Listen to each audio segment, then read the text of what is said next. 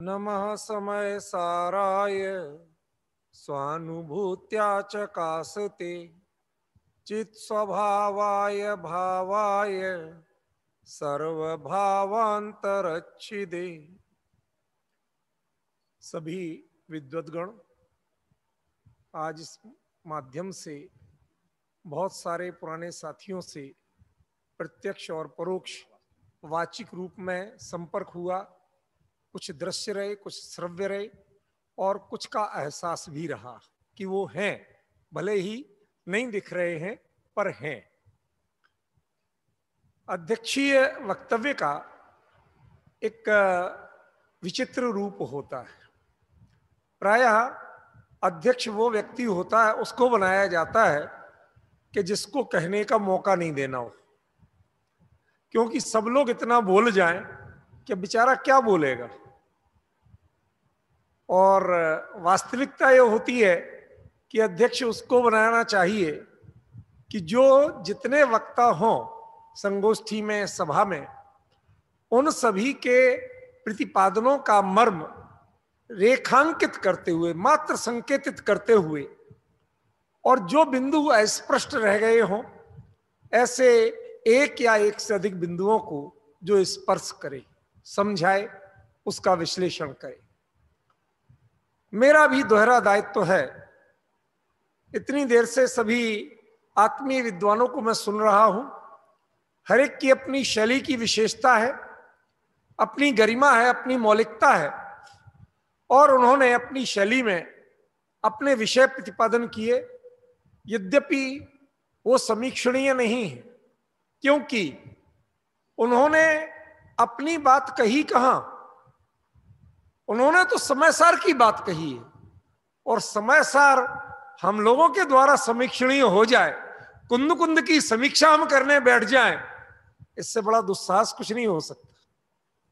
इसलिए मैं उनके द्वारा समयसार के उल्लिखित एक एक दो दो बिंदुओं को मात्र रेखांकित करूंगा, संकेतित करूंगा। अति अल्प समय में फिर मुझे जो एक दो बातें कहनी है, जैसे भाई विराग जी कह रहे थे, कुछ ऐसे पक्ष भी हैं समयसार के जिनकी प्रायः चर्चा नहीं होती। मेरे को आनंद आता है ऐसी चीजों को उभार के सामने लाया जाए। क्यों? क्योंकि मैं अच्छी तरह से मानता हूं कि ग्रंथ उसे कहते हैं जो ग्रथित हो, एक दूसरे से जुड़ा हुआ हो। यह अच्छी बात है कि हम तीसरी गाथा, छठवीं गाथा, 38वीं गाथा, 144वीं गाथा, इन सबकी चर्चा विशेष रूप से करते हैं।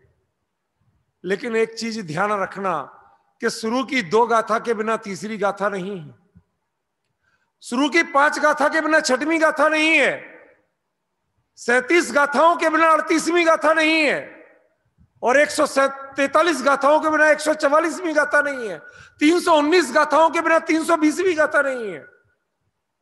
यदि हमने उन सबके मर्म को, उनके विषय को, उनके हार्द को नहीं समझा तो आप 320वीं का आनंद नहीं ले सकते हैं। वास्तव गुरुदेव मंत्र मुग्ध होकर इनकी चर्चा करते थे, हमने उन गाथाओं को हाईलाइट बना लिया।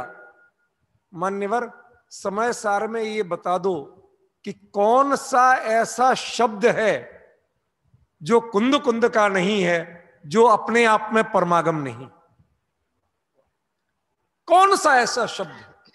मुझे याद आता है कबीर का वह प्रसंग कि कबीर किसी चलता फिरता था, मस्त मौजा, किसी दूसरे गांव में पहुंचा तो शाम के समय नींद आ गई, थका हुआ था, तो एक मस्जिद की ओर पैर करके वो सो गया। सुबह सुबह जब मौलवी आया तो उसने देख के बड़ा गुस्सा आया कि ये खुदा के घर की ओर पैर करके सो रहा है।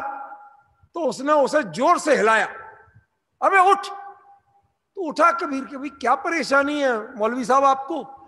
अरे नालायक, तुझे इतना भी शऊर नहीं कि तू खुदा के घर की ओर पैर करके सो रहा है। कहते कि मौलवी साहब बात तो आप ठीक कह रहे हैं, पर एक छोटी सी मेरी जिज्ञासा है, वो दिशा बता दो जहां खुदा ना हो, मैं वहां पैर कर लूं अपने। मौलवी उसके पैरों में गिर पड़ा कि मैंने तो आज तक व्याख्यान किए थे तूने तो उसको आत्मसात किया। अंतर है, गहराई है बात की। हमें उसको हर गाथा में, हर पंक्ति में, हर शब्द में वही कुंद कुंद है।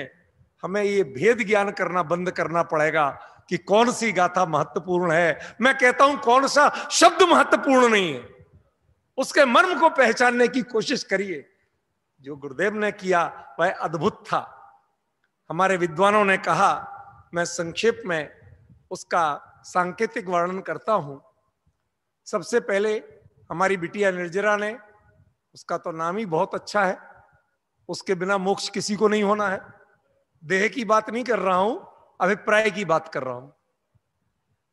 तो उसने मंगलाचरण किया सुंदर सा। उसके बाद जो पोरसा के निवासी, मैं जानबूझ के वो परिचय दे रहा हूं जो जिन परिचयों से आपको परिचित नहीं कराया गया। स्वानुभव जी ने समय सार में एक विहंगावलोकन कराया, कभी इधर की गाथा, कभी उधर की गाथा, कभी ये विषय, कभी वो विषय, लेकिन कोई ऐसा पक्ष नहीं छोड़ा जिसको वो बताना नहीं चाहते। समय की सीमा रही, लेकिन उनके जो भावों में उद्रेक था वह बड़ा प्रशंसनीय रहा। उन्होंने जब ये कहा, न खलु समय साराद उत्तरम किंचिदस्ति, परम शब्द बोला, वास्तविक उत्तरम किंचिदस्ति, इससे श्रेष्ठ और कुछ नहीं है। क्यों नहीं है भैया? समय शब्द के हमने कई अर्थ किए। ध्यान रखना, आचार्य कुंद कुंद ने समय सार शब्द का प्रयोग गाथाओं में तो किया है, लेकिन ग्रंथ का नाम उन्होंने समय सार नहीं रखा है। ग्रंथ का नाम समय पाहुड़ है। बीच बीच में गाथाओं में कुंद कुंद आचार्य देव ने भी समय सार नाम दिया, अमृतचंद्र आचार्य ने भी समय सार शब्द का उल्लेख किया। जो समय पाहुड़ मिणम, अंतिम गाथा में जब वो कहते हैं कि जो इस समय पाहुड़ को, बच्चों जानते हो पाहुड़ माने क्या होता है? नहीं जानते? छोटी बिटिया से पूछ रहा हूं, मेरे को पहली बार मिला, ये बच्ची देखने को मिली, आता ही बहुत कम हूं, ये मेरी ही कमी है, मुझे ज्यादा आना जाना बहुत रुचिकर नहीं लगता, पर मन करता है इन भविष्य के विद्वानों के बीच में, विदुषियों के बीच में, भगवानों की तो बात नहीं कर रहा हूं क्योंकि भगवान तो ये अंतरंग स्वरूप से बने बनाए हैं, इनके बीच में आके कभी कभी चर्चा की जाए। क्या पूछा था मैंने बेटा? पाहुड़ शब्द का अर्थ पता है? पाहुड़ शब्द का अर्थ होता है गिफ्ट, भेंट, उपहार। और उसमें भी आचार्य वीरसेन स्वामी ने धवला ग्रंथ में एक बड़ा रोचक प्रयोग दिया। उन्होंने कहा भैया पाहुड़ भी दो तरह के होते हैं, एक सामने वाले के चित्त को प्रसन्न करने वाले, एक सामने वाले के चित्र में कलुषता पैदा करने वाले। उन्होंने कलह पाहुड़, गद्दादि नाम उपहारो कलह पाहुड़म नाम, किसी को कुछ भेंट देना थी, एक गधा जाके भेंट कर दिया। क्या भले आदमी तुझे यही मिला था? अरे हमारी परिपाटी है, कभी कोई किसी को गाय भेंट करता है, यद्यपि उपयोगी तो जानवर गधा भी है, लेकिन रूढ़ी है लोग की, उसको कलह का निमित्त माना जाता। अरे साहब इसने हमें गधा भेंट किया, समझ गया ना? तो आचार्य ने भेंट तो दी, लेकिन कैसी भेंट दी? समय की भेंट दी, अपना समय ही नहीं दिया। ध्यान दीजिए, उन्होंने आत्मा ही नहीं दिया। वास्तव में समय सार में या समय पाहुड़ में जो समय शब्द है वह अनुभूति गोचर त्रिकाली ज्ञायक परमात्मा का वाची है। वह अनुभूति से भिन्न मात्र शब्द ज्ञान वाले आत्मा का वाची नहीं। उन्होंने बहुत अच्छा समझाया। जब इन्होंने कहा कि नए प्रयोग आचार्य कुंद कुंद ने समय सार में अद्भुत किए, मैं इस प्रसंग में एक बात बताना चाहता हूं। मेरे प्रिय भाई इसमें बहुत सारे जुड़े हुए हैं। हमारे बीच में जो बोला डॉक्टर संजीव गोधा जी ने, बड़ी ओजस्वी शैली में व्याख्यान दिया, नए के भी कई पक्ष बताए। मैं एक छोटी सी चीज जानना चाहता हूं कि कुंद कुंद के ग्रंथ ये आगम है या परमागम है? हमें आदत है परमागम कहते हैं, बट क्यों? प्रश्न मेरा ये है, क्यों परमागम? यह परम शब्द जब आत्मा के साथ जुड़ता है तो वह परमात्मा बन जाता है। तो आगम के साथ जुड़ के परमागम कैसे बन गया? हम संस्कारवश प्रयोग करते हैं, पर कभी इसकी गहराई जानी है आप? मैं बड़े शालीन और सीमित शब्दों में बताना चाहूंगा। भगवान की वाणी, दिव्य ध्वनि जो गणधर देव ग्रहण करते हैं, न भगवान की वाणी में नए होते हैं। ध्यान रखना, श्रुत विकल्पा नया, श्रुत ज्ञान के विकल्प भेद नए हैं, केवल ज्ञान में नए नहीं होते। नए विकल्पात्मक ज्ञान है, अनुभूति में नए नहीं है, केवल ज्ञान में नए नहीं है, केवली के वचन में भी नए नहीं है। तो आगम में कहां से नए लाओगे आप? लेकिन आगम इतनी गहराई की चीज है कि वह पचती नहीं है हर किसी से। बच्चे के लिए बाखड़ी भैंस बोलते ना, शब्द जानते हो बेटा? गाय भैंस भी दो तरह की होती। एक हमारे बुंदेलखंड में बोलते हैं, आप लोग शायद कोई उस क्षेत्र से हो, मैं ललितपुर का निवासी देह की दृष्टि से कहा जाता हूं, लुरी और बाखड़ी। लुरी माने जो नई नई ब्याही हो, ब्याही माने विवाह से नहीं कह रहा हूं, जिसके नया बच्चा हुआ हो, नई नव प्रसूता या सद्य प्रसूता हो, उसका दूध पतला होता है, उसमें फैट कम होता है। फैट कम होते हुए भी वह उस बच्चे के लिए अत्यंत सुपाच्य और औषधि के समान होता है। वह अकेला पेट नहीं भरता, वह उसका पोषण करता है, उसे बीमारियों से बचाता है। और यदि उसे बाखड़ी भैंस का दे दिया जाए, उसमें घी की मात्रा बढ़ जाती है, मक्खन की मात्रा बढ़ जाती है, पौष्टिक तो ज्यादा हो जाता है, लेकिन बच्चे के लिए पेचिस, बच्चे के लिए अपच का कारण बनता है, बीमारी का कारण बनता है। दूध तो दूध है, पौष्टिक तो है, लेकिन उसे इतना गरिष्ठ मत बनाइए कि हमें पचे ही नहीं। समझ रहे हो मैं क्या कह रहा हूं? कुंद कुंद आचार्य देव ने आगम को उन सरल दृष्टांतों से, उन सरल नए शैलियों से इतना सुगम, इतना सुपाच्य बनाया कि वो मां का दूध बन गई। जैसे मां के दूध से एकमात्र पोषण ही नहीं होता, वह अनेक बीमारियों से बचा देता है। इसलिए मां सिर्फ मां होती है। और कुंद कुंद हम भव्य जीवों के लिए, यहां के जीवों के लिए वह मां बन के आए थे। उन्होंने आगम को उन सुपाच्य दृष्टांतों से, उन सरल वचनों से, उन सरल संबोधनों से मां के दूध की तरह पतला तो बनाया, लेकिन न जाने कितने औषधीय गुण मिला दिए कि जब गुरुदेव को मिला तो देखते ही बोले, ये तो अशरीरी होने का शास्त्र है। ये अंतर हमें समझना पड़ेगा। मैं एक पक्ष और बताना चाहता हूं। हमारे विद्वानों ने बहुत सारे पक्ष बताए, मेरा भी कुछ कर्तव्य है कि इस पद के अनुसार मैं कुछ बताऊं। सुनिए जरा ध्यान से क्या कह रहा हूं।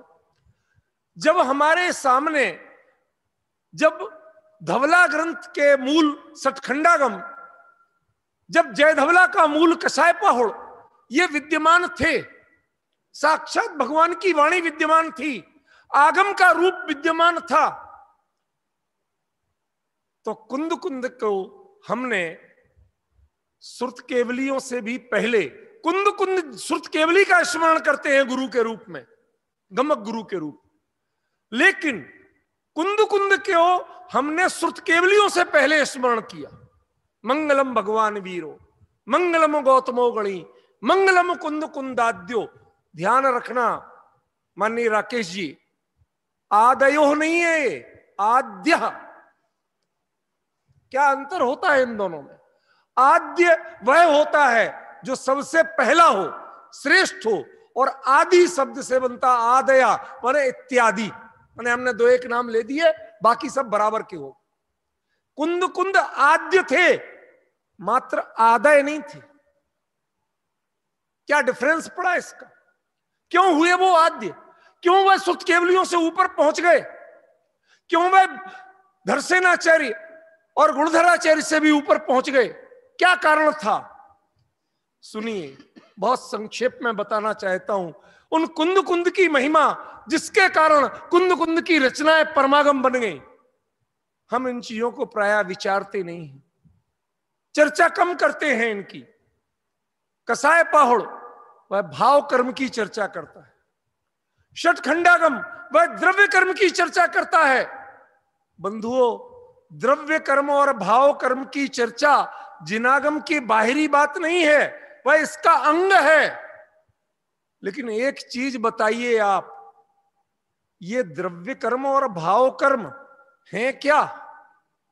कहे किसके गए? होते किसको हैं और बनते किसको हैं? वह आत्मा गायब था।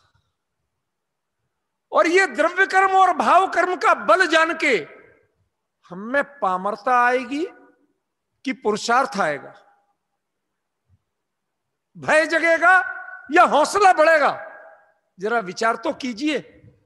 जब ये आगम थे, भगवान की वाणी थी, मूल तत्व था, कोई भिन्न नहीं था, द्वादशांग का पार्ट था। मैं इनका अवहेलना नहीं कर रहा हूं, लेकिन युग के लिए क्या चाहिए था? वैसे ही मन दलित था, दमित था। क्यों? क्योंकि भगवान का विछोह हुआ, केवलियों का विछोह हुआ, श्रुत केवलियों का विछोह हुआ, अंगधरों का विछोह हुआ। धीरे धीरे नाम मात्र के जानकार रह गए, और उसमें भी मूल आमनाय में श्वेतांबर आदि कई दूसरी धाराएं चल पड़ी। लोग बाग शिथिलाचार की ओर बढ़ने लगे। ऐसी स्थिति में हमें मार्ग कौन दिखाए? क्या कर्म को जानने से हम सुधर सकते थे? क्या भाव कर्मों को, कसाय को जानने से हम सुधर सकते थे? ऐसे में कुंद कुंद ने वह कार्य किया जो श्रुत केवली तो मात्र निबद्ध कर गए सबको। वह अंतर मुहूर्त में सबका पारायण कर सकते थे, लेकिन उन्होंने पूरा पारायण करके और उसका जो सार पदार्थ आत्मा, उसकी चर्चा जिन्होंने प्रस्तुत की, इसलिए वो आगम रह गए और कुंद कुंद की रचनाएं परमागम बन गई। हम जरा पहचाने तो सही क्या है। ये कारण था कि आज तक क्षोभसम के धनी एक से एक विद्वान आचार्य हुए, एक से एक लेखक हुए, पूरे देश में विदेश में जिनके विद्वत्ता की जयंती फहराती थी। समंत भद्र जैसे आचार्य, अकलंक देव जैसे आचार्य, पात्र केसरी और विद्यानंद जैसे आचार्य, अमरचंद्र जैसे आचार्य, एक से एक धुरंधर आचार्य हुए। लेकिन एक कुंद कुंद थे, एक परमागम था समय सार जैसा, एक वह महान व्यक्तित्व था कि जिनके आगे पूरी आचार्य परंपरा नतमस्तक रही, और उन्होंने कहा जब तक मेरी पहचान, मेरा व्यक्तित्व नहीं होगा, जब तक यदि कुंद कुंद का नाम नहीं जुड़ा हो। आज भी जितनी प्रतिमाएं विराजमान हैं, प्रतिष्ठित हो गई, लेकिन कोई जैन मस्तक तब झुकाता है जब उसमें कुंद कुंद का आमनाय और अन्वय पढ़ लेता। वह एक जैनत्व की पहचान बन गए। क्यों? क्योंकि जो आत्म तत्व विस्मृत हो रहा था, कषाय की और कर्म की चर्चा हो रही थी, लेकिन कषाय और कर्म से छुटकारा कैसे मिले, पुरुषार्थ कैसे किया जाए, पर से और पर्याय से भिन्न किसको जाना जाए, यह बताने का मार्ग नहीं मिल रहा था। वह हौसला सबसे पहले जिन वाणी को भले ही नाम मात्र रह गई थी, लेकिन मात्र एक रह गया था। क्या रह गया था? एक। और उस एक को भी अनंत बना दिया, परिपूर्ण बना दिया, अखंड बना दिया। वह कार्य आचार्य कुंद कुंद ने किया। क्यों? क्योंकि यदि ये समय सार आदि ग्रंथों में गायक भगवान आत्मा की चर्चा नहीं आई होती, यह पुरुषार्थ की प्रेरणा नहीं आई होती, तो हम जैन दमित रहते, दलित रहते, दीन रहते, हीन रहते, कर्मों से भयभीत रहते, भगवान के चरणों में वही भीख मांग रहे होते, प्रभु पतित पावन में अपावन चरण आयो शरण जी। यो विरद आप, भाई आप ही निहारो, आपकी ड्यूटी है, आप सुधारो तो तुम ही स्वामी, हाथ बढ़ाकर तारो तो तिर जाए। ये दीनता किसने भरी? जब जब हम कर्मों की दृष्टि की, जब जब हमने कसायों की दृष्टि की, तो उसने हमारे व्यक्तित्व में दीनता भर दी। एक कुंद कुंद थे जिन्होंने अंदर में तू प्रकट भगवान है, गुरुदेव कहते थे बच्चों बातचीत नहीं, ये तरीका ठीक नहीं, तू प्रकट भगवान है, भगवान बनकर जी। ये दीनता की बातें मत करो। कसाय भाव भले ही होते हों, लेकिन वो तेरा स्वरूप नहीं है, तेरे स्वरूप में प्रवेश किया नहीं है। क्या अद्भुत स्वरूप बताया। कैसे दीन संसार के हम क्षुद्र प्राणी, दासानुदास हम भले ही कहते हैं, लेकिन उन्होंने आपको दास कभी नहीं कहा, उन्होंने आपको भगवान कहा। जानते हो किसे कहते हैं भगवान? क्यों बच्चे जानते हो? हाँ, वो बैठे हैं ना, उन्हीं को कहते हैं ना। भगम ज्ञानम अस्य अस्ति इति भगवान। ज्ञान जिसका स्वभाव है, ज्ञान जिसका स्वरूप है, वह प्रत्येक आत्मा भगवान है। और यह सूत्र किसी धर्म ग्रंथ का नहीं है। डू यू नो नरेश जी, भाई साहब, यह किसी धर्म ग्रंथ का सूत्र नहीं है। यह कातंत्र व्याकरण, संस्कृत का व्याकरण, उसमें वह आचार्य सर्ववर्म एक दिगंबर जैनाचार्य थे, उन्होंने उसमें परिभाषाएं दी। जैसे हम लोग कहते आ से अरहिंत सिखाओ, आ से अनारमत सिखाओ, ऐसे उन्होंने कहा भगम ज्ञान मत्स्य। जिसमें ज्ञान है वो भगवान है, जिसका स्वभाव ज्ञान है वो भगवान है। एक पक्ष ये हुआ। दूसरा कहते हैं भगम सुखम, ये सुख जिसमें हो वो भगवान है। तीसरा कहते हैं जिसमें ये श्रद्धान हो कि मैं भगवान हूं, मैं आत्मा हूं, मैं चेतन हूं, मैं ज्ञान का अखंड पिंड हूं, कहते ये सभी भगवान हैं। और ऐसा विश्वास जिनके नहीं जगा, क्षमा करना, वो भगवान कहलाते तो हैं, लेकिन उन्हें फीलिंग नहीं जगी। एक दृष्टांत छोटा सा देता हूं, बच्चे कुछ बोझिल हो रहे से दिखते हैं कि किसी का है, पर मैं किसी का मजाक उड़ाना नहीं चाहता, इसलिए किसी व्यक्ति को किसी ने कह दिया कि तू तो निरा गधा है। सुन के चला गया, कुछ नहीं बोला। 3 दिन बाद आया और उसको जूते निकाल के पीट रहा। भाई क्यों पीट रहा? कि इसने 3 दिन पहले मुझे गधा कहा था। कहते भले आदमी पीटना था 3 दिन पहले पीटता, आज क्यों पीट रहा? कि जब तक मैं गधा जानते ही नहीं था क्या कहलाता। आज जब मैंने गधा देखा, कोई ने बताया ऐसे कहते गधा, तब मुझे समझ में आया कि ये तो मुझे ऐसा कह रहा था। कुछ और पक्ष भी बताए। समय सार की चर्चा कैसे करना, गायक भगवान को कैसे समझना। उन्होंने एक गाथा 298, 299, मैं जानबूझ के उन प्रसंगों को ले रहा हूं जो हमारे आदरणीय विद्वानों ने नहीं छुए। उन्होंने बहुत प्रसिद्ध और बहुत प्रचलित और बहुत स्फीत गाथाओं को, संदर्भों को लिया।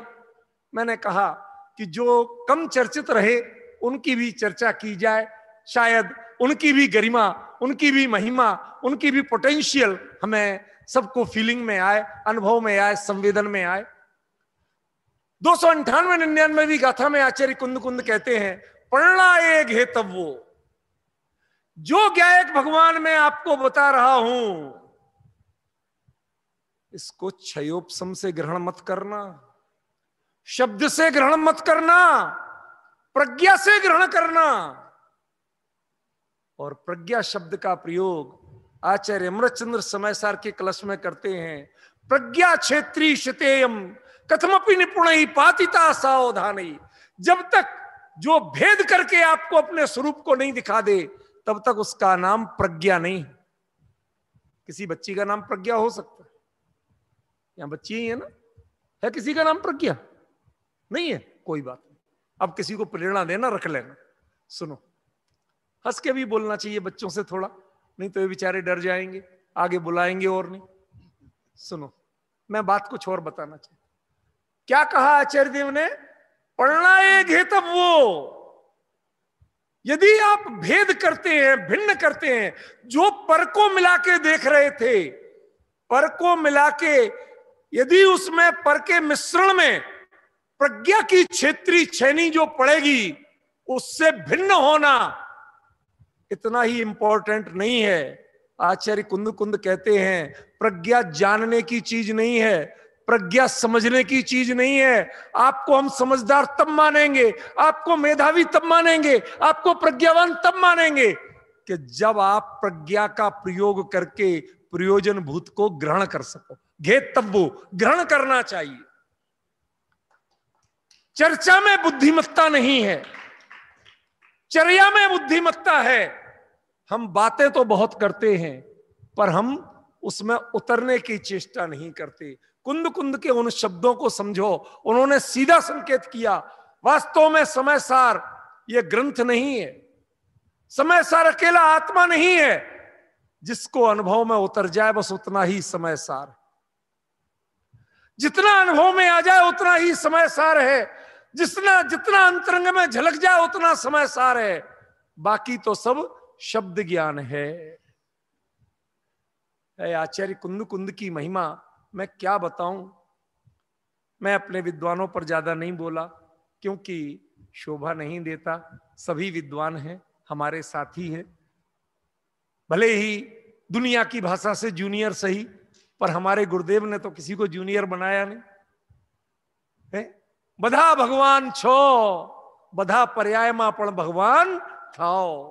उन्होंने किसी से भेद नहीं किया, तो मैं जूनियर सीनियर का भेद कैसे करूं भाई। इसलिए मैं सभी का आदर करता हूं, सभी का सम्मान करता हूं। और आज आपको गाथा नंबर 304, 305 इनसे एक ऐसा विषय ले रहा हूं जिसके बारे में प्रायः मुमुक्षु समाज में चर्चा बहुत कम होती है। जब ये गाथाएं क्रम में आती हैं तब भले ही होती है, अन्यथा हाईलाइट करके कोई चर्चा नहीं करता। मैंने कहा चलो इनकी चर्चा करता। गाथाएं नहीं पढ़ूंगा, पहले आपको किसी बैकग्राउंड में लेके जाऊंगा। थोड़ी सी देर के लिए मैं और समयसार से बाहर ले जाता हूं, ताकि आपको ये प्रकरण समझ में आ सके। एक बात बताओ बच्चों, जो हिंदुज्म है उसमें एक आप नारायण श्री कृष्ण कहते हो, उनकी पत्नी का नाम क्या था?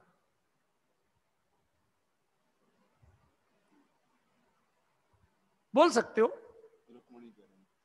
रुक्मणी।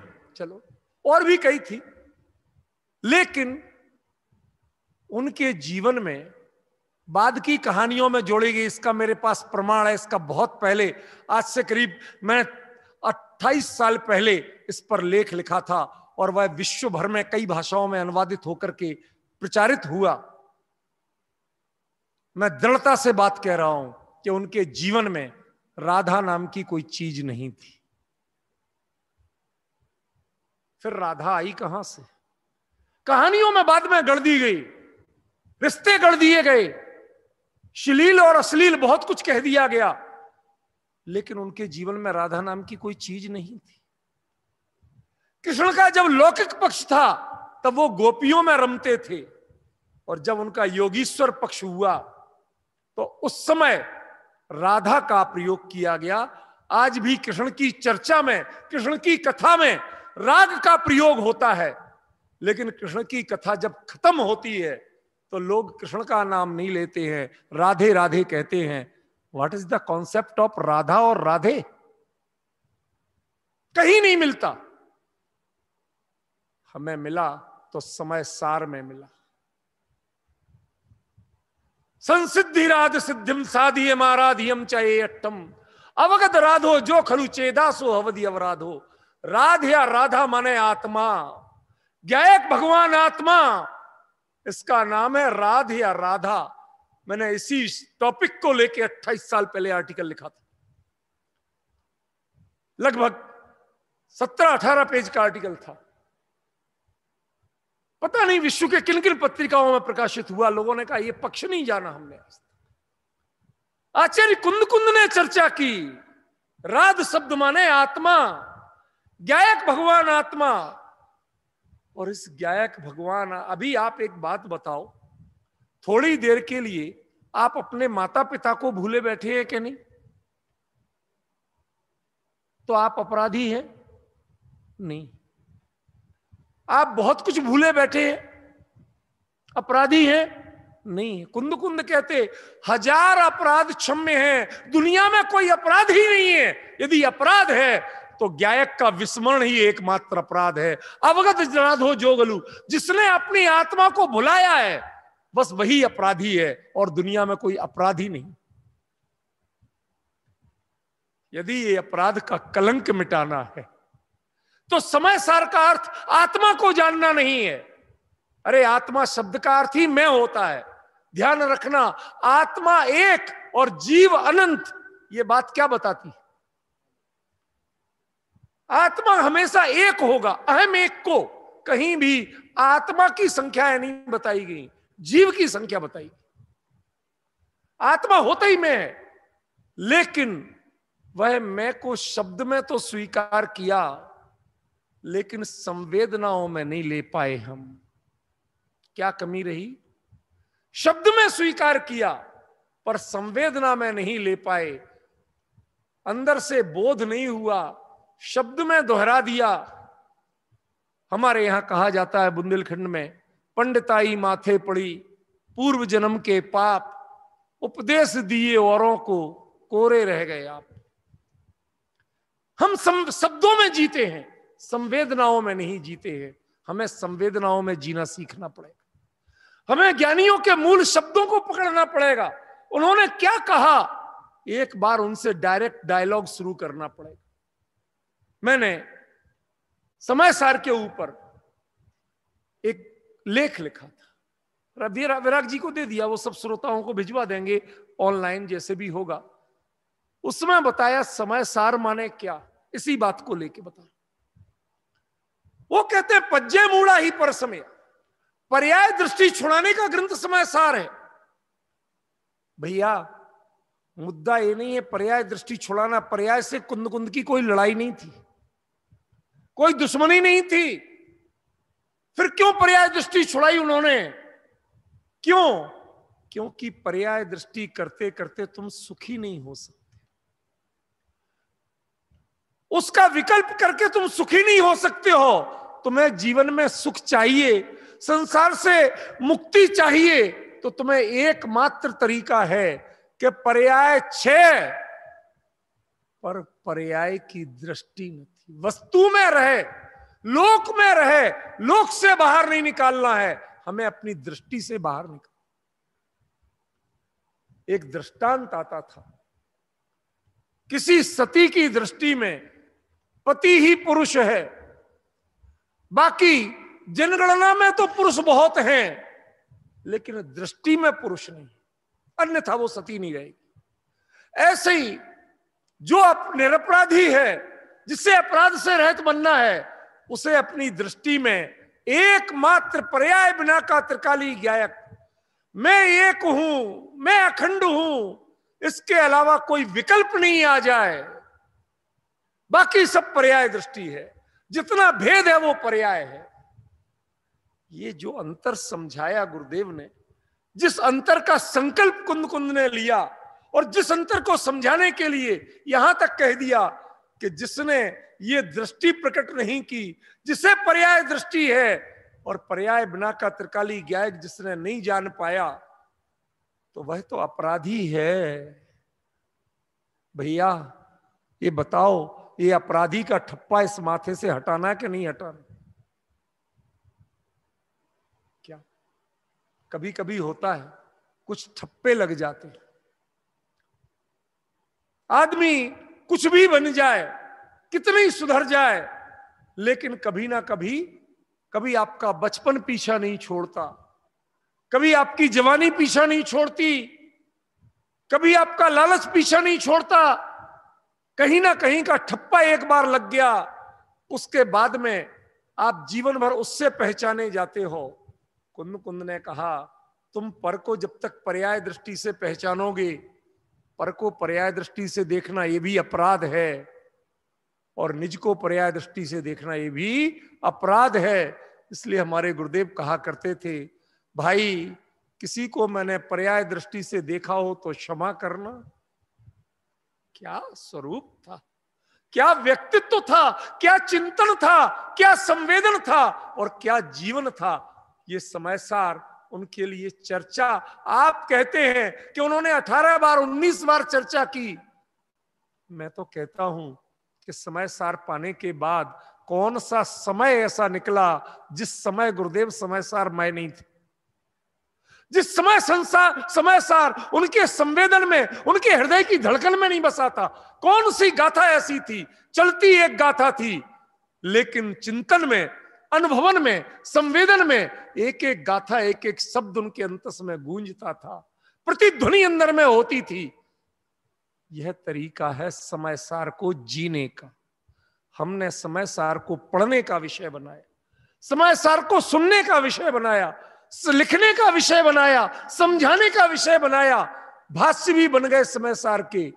पर बंधुओं, गुरुदेव से कुछ सीखो तो समय सार पढ़ के निरपराधी बनना सीखो, पर्याय दृष्टि छोड़ना सीखो, किसी से माफी नहीं मांगना पड़े, इतने योग्य बनो। पर्याय दृष्टि छूट जाएगी तो किसी से माफी नहीं मांगना पड़ेगी। हमारे गुरु ने पर्याय दृष्टि के बारे में समय सार का मर्म यह समझाया कि यदि हमने किसी को पर्याय दृष्टि से देख लिया, विचार कर लिया, तो हम अपराधी हो गए, माफी मांगो। यदि आपको निरपराधी रहना है तो तुम पर्याय दृष्टि छोड़ो, और पर्याय दृष्टि छूटेगी कब? पर्याय दृष्टि रहते हुए पर्याय दृष्टि नहीं छूटेगी। एक लास्ट बात कह के समाप्त करूंगा, विषय तो बहुत था मेरे पास। एक व्यक्ति ने उपवास किया, माँ ये माताएं बहनें बहुत करती हैं, इनको बड़ा क्रेज है, धर्म के नाम पर उपवास हो जाए तो बड़ा भारी क्रेज होता है। क्यों? उपवास किया। उपवास किसका नाम था? कषाय विषयाहारो त्यागो यत्र विधीयते। पहले कषाय का त्याग करो, फिर पंचेंद्री के विषय का त्याग करो, फिर आहार का त्याग। समझ में? आहार का त्याग लास्ट में था। अब आपने 3 को छोड़ तो दिया, और पूरे दिन स्मरण रहता है आज मेरा उपवास है, आज मुझसे बात नहीं करो, आज मैं ये नहीं करूंगी, मेरा उपवास है। ये जो भोजन का विकल्प आपने छोड़ा, क्या यदि भोजन का विकल्प नहीं छूटा तो आपका उपवास नहीं।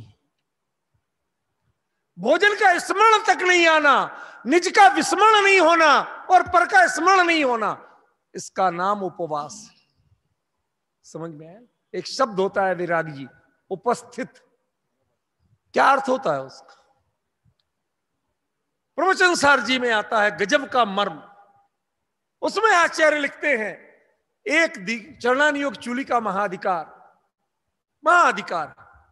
उसमें लिखते हैं, एक भव्य जीव संग में आचार्य के समक्ष जाता है, उनके सामने विनय से दीक्षा लेता है। जब तक दीक्षा लेते हैं, जब तक वो सामने हाथ जोड़ के बैठा है। और आचार्य देव लिखते हैं कि ज्यों ही वह भावलिंगी बनता है, अंदर भावलिंग का चित्रण उसमें गजब का दिया, उसके बाद आचार्य उसके लिए ओवठिदो, उपस्थित, उपस्थित माने प्रेजेंट सर नहीं है। बच्चे बोलते होंगे, अटेंडेंस लेते हैं, प्रेजेंट सर।